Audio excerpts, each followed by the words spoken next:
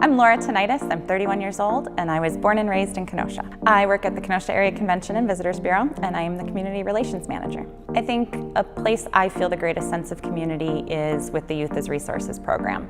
It's a grant-giving program that's housed out of UW Extension of Kenosha County and funded by United Way, and it empowers youth service projects to apply for grant funds. They present to a board made up of youth members with some adult mentors, and they can get grant funding to actually execute their service projects. And getting youth involved in the community is something that I think is really important. There's nothing as cool as seeing a group of second graders present a service project to a room full of people asking for $500 to bring bags of goodies to kids going through cancer treatments or to build a monument to honor veterans.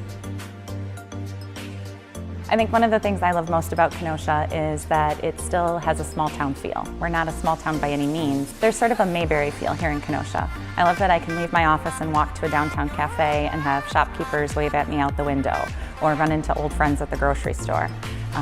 It really is a very tight-knit community. We hear that from travelers all the time in our office, that it's a really friendly, welcoming place, and I don't think that's something you find everywhere. I think one of the important things that we're seeing in Kenosha is the growth of small business. I think Harbor Market's been a great catalyst and incubator for small business. Places like Sandy's Popper, Elsie Mae's, Robin's Nest, we've seen go from hobby activities and pipe dreams to becoming brick and mortar stores in downtown. And many of those places are now on their second and third rounds of growth. Those small business owners are the heart of our community, and I think that's essential. I think one of the problems that I see in Kenosha is that longtime local residents take our community for granted sometimes. I would devote time and dollars to educating local residents on what a great community we actually live in, all of the things that there are to see and do, and all the fun that there is to be had. We have a great location between two metropolitan areas, but we have a lot to explore right here in our own backyard.